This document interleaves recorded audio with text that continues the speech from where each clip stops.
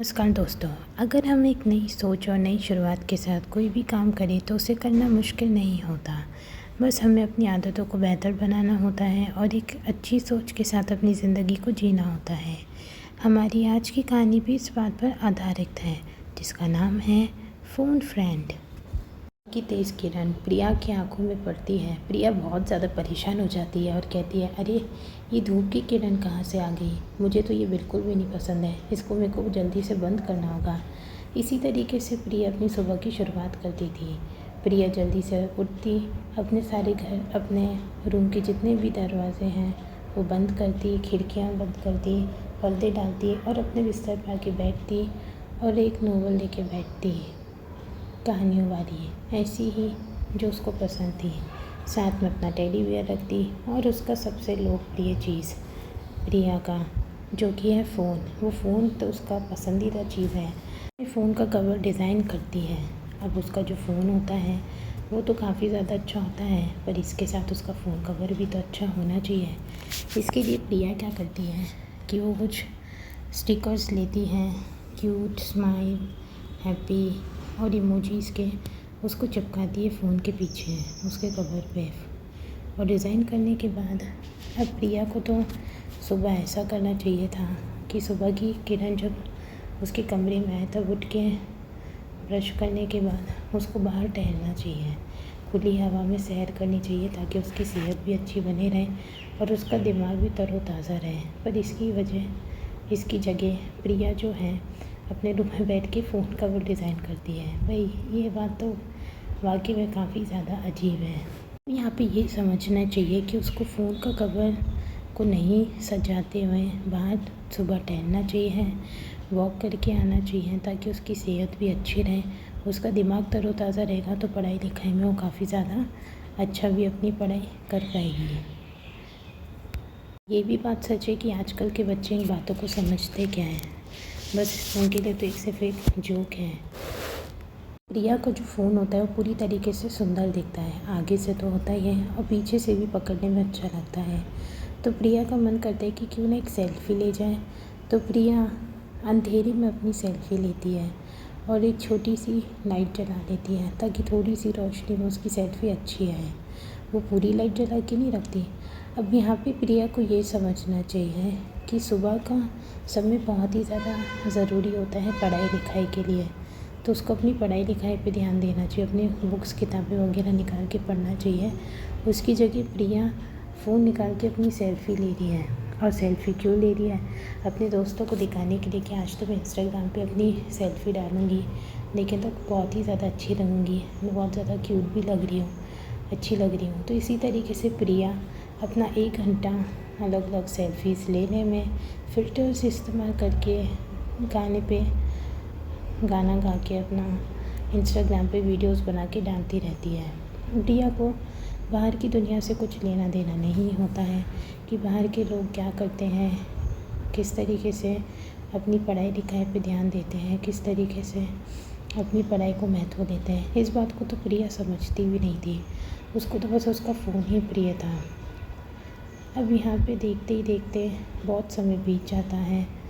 धूप तो भैया आसमान छू लेता है। लोग आसपास जो रहते हैं बाहर के, वो अपने कामकाज कर रहे होते हैं। कोई ऑफिस, अगर हम बाहर की बात करें तो कोई ऑफिस जा रहा होता है, अपना काम कर रहा होता है, अंकल बाहर गार्डन में पानी डाल रहे होते हैं, बच्चे खेल कूद कर रहे होते हैं। प्रिया को तो इन सब चीज़ों से कुछ लेना देना ही नहीं था। उसको तो बस इतना था कि वो अपनी सेल्फ़ी ले और इंस्टाग्राम पे पोस्ट करे। ऐसे करके काफ़ी समय बीत जाता है। प्रिया की माँ की आवाज़ आती है, प्रिया प्रिया, मैंने तुम्हारा ब्रेकफास्ट तैयार कर दिया बेटा, तुम जल्दी से नीचे आ जाओ। प्रिया अपनी माँ की आवाज़ को इग्नोर करती है और फिर भी वो अपने फ़ोन को ही देखती रहती है।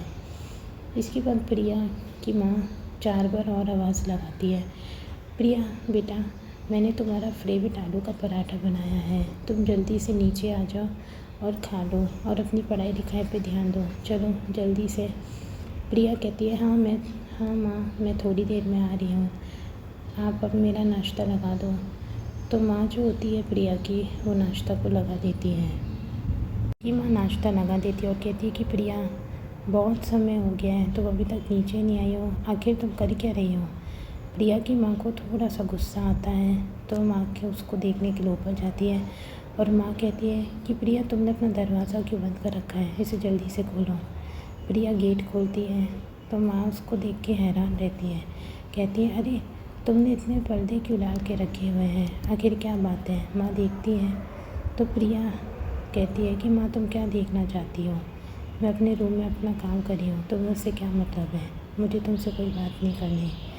तो प्रिया की माँ कहती है कि ये कौन सा तरीका है बेटा बात करने का, मैंने कुछ गलत तो नहीं किया, फिर भी तुम मुझसे इस तरीके से क्यों बात कर रही हो।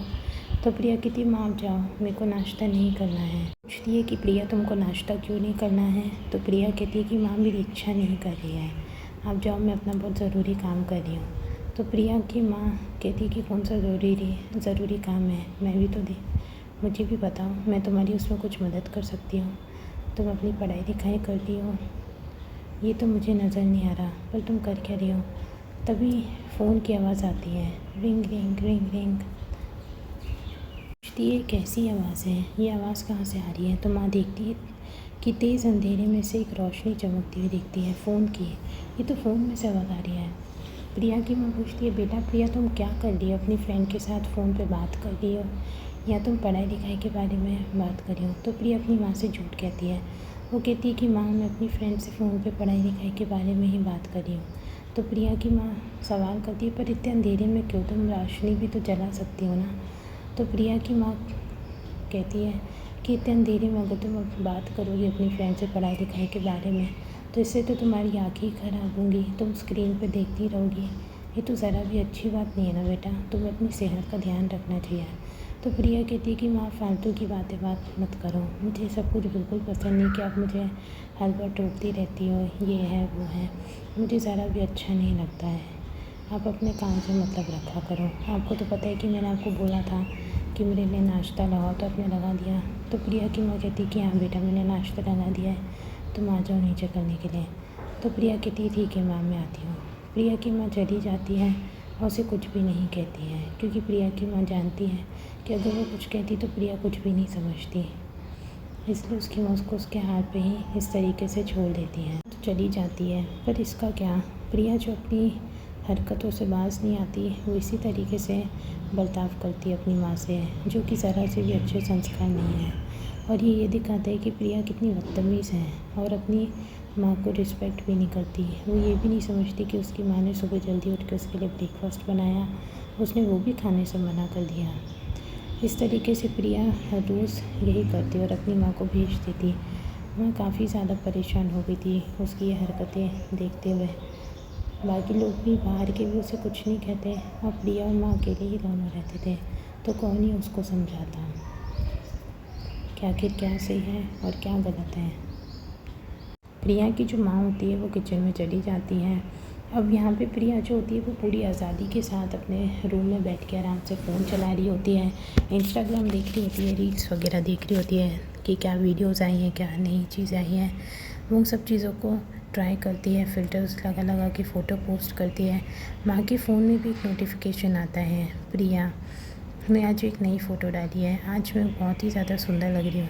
ये देख के प्रिया की माँ कहती है कि ये लड़की कितनी बिगड़ गई है, इसको ज़रा सी भी अपनी पढ़ाई लिखाई की परवाह नहीं है, इसको समझाना तो बहुत ही ज़्यादा मुश्किल है, मुझे समझ नहीं आ रहा कि मैं क्या करूं। माँ थोड़ा रोने लगती है और फिर शांत मन से सोचती हैं। वो कहती हैं कि अगर मुझे प्रिया को समझाना है तो उसके लिए मुझे उसका सबसे पहले दोस्त बनना होगा।